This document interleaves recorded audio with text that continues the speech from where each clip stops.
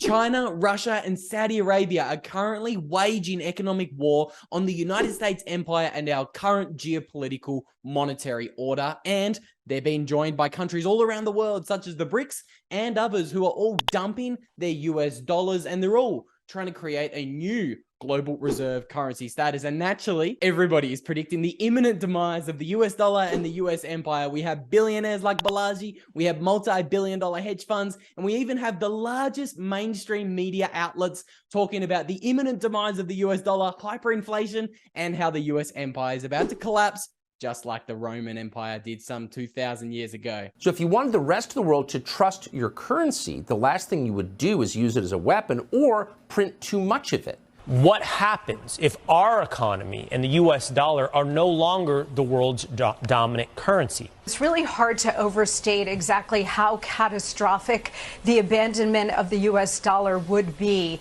That's right. Even Fox News and CNN are currently talking about hyperinflation and the imminent demise of the United States empire. So, are these fears of hyperinflation warranted, or are people just being a little bit too pessimistic on the United States? So there's a few things I want to hit on today. Are we going to see hyperinflation in the US? Are they going to lose their global reserve currency status? And what does the fall of Rome actually look like? The stats we're going to dig into today is something I haven't seen many people cover. So let's begin to unpack this one by looking at this thing called the 250-year empire cycle. So Dalio was really interested in looking at what causes an empire to rise and become the global dominant hegemon, but subsequently, what also causes that empire to decline. And he went through hundreds of years of research looking at the Ottoman Empire, the Russian Empire, Japanese, Indian, French, Spanish, German, Dutch, British, Chinese, and the US Empire. I think you guys get the picture. This guy's a little bit of a bookworm, and he showed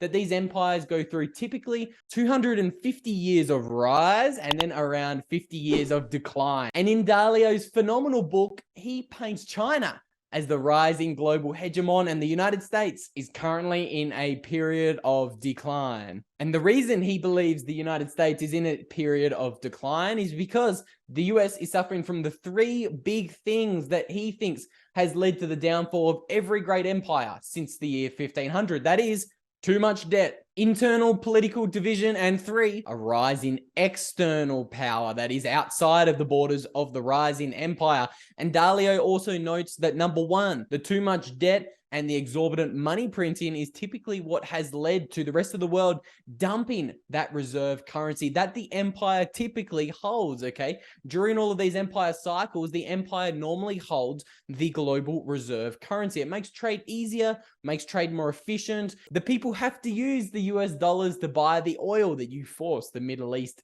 to price that precious oil in. Of course, in our most recent video, we showed how all of that is changing and the petrodollar system is breaking down. So naturally, a lot of people are saying, hey, you know, things are looking pretty turbulent in the US. We've got 50-year high inflation and they've held that reserve currency for 100 years. So historically speaking, we're due for a shift in the reserve currency. And this brings me to the most important part of today's video that I wanted to discuss with you guys, and that is time frames. Most people will agree, okay, the US is over indebted. They're going to lose the reserve currency one day, but it's probably decades away. Well, I'm not so sure that is true. So let's look at the last time that we saw a global reserve currency transition, and that was 100 years ago when the US empire overtook the British Empire. And we can see here by this really cool little video that the transition actually happened a lot faster than most people remember it to be, okay? In 1917, the amount of US dollars around the world in the reserves of other central banks was 0.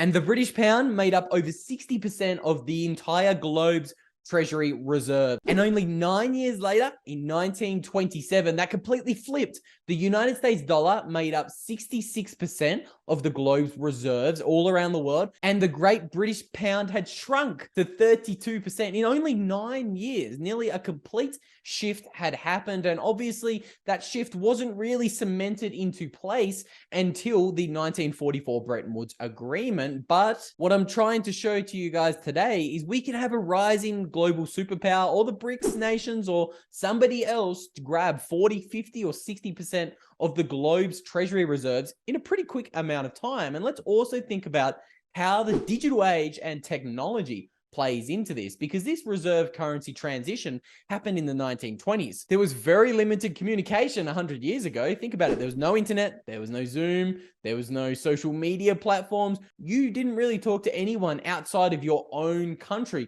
let alone your local jurisdiction or town where you lived. So think about how quick that transition happened, considering how primitive our technology was in those days. Now, think about the digital age. Right now, today, I can get on my phone on Twitter and I can see videos of people being locked out of banks in Lebanon. I can see currency flying down the streets in Zimbabwe. Same thing happening in Venezuela. I can see my friends in Australia right now can't get money out of the bank. So think about how the digital age could affect any potential bank runs or currency transitions in the future. So it's safe to say that I believe the internet is going to actually affect this 250-year empire cycle, and technology is going to also affect all of the other cycles that we're watching unwind today. Of course, we're talking about the 90-year fourth turning cycle, 250-year revolutionary cycle, 50-year tech cycle, 80-year long-term debt cycle, and something we've never seen before in human history, and that is the digitization of society. We are entering this digital age, and digital technology is going to affect all of those cycles. If you're interested in that topic, I've written an article on that one, which will be linked in the description of today's video. But let's wrap up this video. Let's start by looking at the personal implications of this cycle unwinding. Something most people agree on is you need money outside the system. If the 2023 bank runs did not show you that, then I don't know how much more evidence you're going to need. Or maybe just think back to only 2022 when all of the Canadian freedom protesters had their bank accounts frozen, okay? When the government is bankrupt, they're going to become increasingly tyrannical, so you need money outside the system. Lots of people will say gold and silver is a good alternative.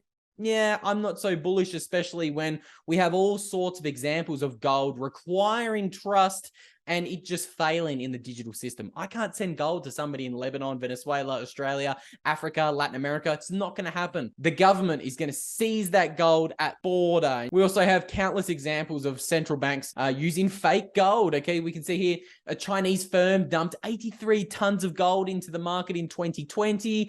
Later that year, China also got busted making $2 billion of fake loans based on fake gold. And this is why it's rumored that 4% of all of the Chinese treasury reserves is actually fake and non-existent, because it's based on the fact that they hold gold, which many people believe they don't even have. And then obviously in 2023, we saw another example of gold being faked. And that was obviously when Australia tried to sell billions of dollars of fake gold to China and they got busted covering it up. I could go on, but I believe that gold is failing in the digital age. It's probably better to hold some pet rocks in your backyard than holding melting fiat currency ice cubes. But how do you even know that the gold in your backyard is real? You don't.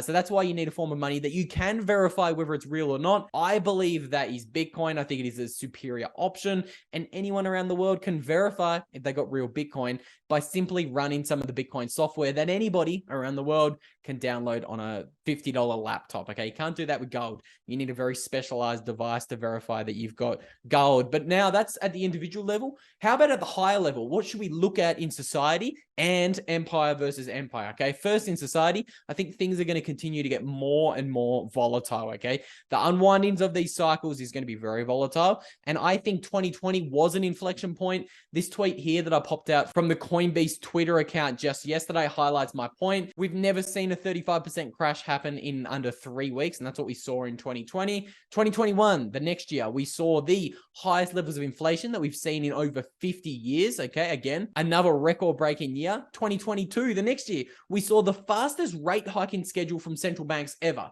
We've never seen them raise rates from 0 to 5% in 12 months before, okay? Again, another sign of increasing volatility. In 2023, we saw the biggest bank runs in US history, dating all the way back to the 1930s Great Depression, okay? So I believe we're seeing increasing volatility. I don't think the past 3 years since 2020 was an outlier. I think things are going to get even more volatile. So strap yourself in. And this image here really kind of highlights how you can protect yourself from the volatility, okay? If you own some Bitcoin, you need to look at it with a multi-year time horizon, okay? This kind of highlights how if you zoom out, Bitcoin isn't really volatile. It's actually the best performing asset since 2020, despite Bitcoin being down 65% from its 2022 all-time high. A lot of people forget that. Bitcoin is up 400% since its 2020 March lows, okay? And people completely forget that. And now let's get up to the geopolitical level and let's talk about how that is all going to unfold. So, increasing volatility, I think everything's going to happen far quicker than most people expect. But I don't believe the US will lose its global reserve currency status to China. I don't think it's possible. Even if the BRICS nations come together with the other 10, 15, or 20 other countries that want to create a new reserve currency, if they all get together and get on the same page, I think it's unlikely that they displace the United States. If I had to actually guess and speculate what I think could happen over the next few years, I think the BRICS countries will probably create a gold-backed currency. I don't think it's going to be a commodity-backed currency like POSA does. I think it's going to be gold-backed because China, obviously, as we're going to find out in the next video, China has around 20,000 metric tons of gold, despite them only claiming to have 2,000 tons of gold. And Russia is the most backed fiat currency in the world. So I think Russia and China, they have a lot of gold. They're going to back their BRICS country by gold. Then I think countries around the world are going to say, okay, what do I trust more? Paper-backed US dollar or gold-backed BRICS? I think they're probably going to lean towards the gold-backed BRICS currency. And then the US has only got one option left to play. They need to play an economic wildcard like they did in the 1970s to regain faith in the dollar, okay? They essentially back the US dollar by petrol. And today in the 2020s, as everybody loses faith in the US dollar once again, I think they're going to have to back the dollar, but this time they're going to choose Bitcoin. Just my opinion, don't shoot me for it. If you think I'm wrong, tell me why in the comments down below. And if you made it this far into today's video, you're probably going to love another 2 videos I'm about to slap up on screen in a moment. And you'll also love the full-length article blog that I wrote on this topic, linked in the description of today's video. There is only so many charts, graphs, and statistics that I can cram into one 15-minute video. So forgive me for that. If you did enjoy this one, feel free to slap a like on and subscribe to the channel. Doing those 2 things really does help us improve our content over here on YouTube. And that's what we want to do, make better videos for you guys. So again, if you want some Bitcoin, check out our amazing Bitcoin only show sponsors.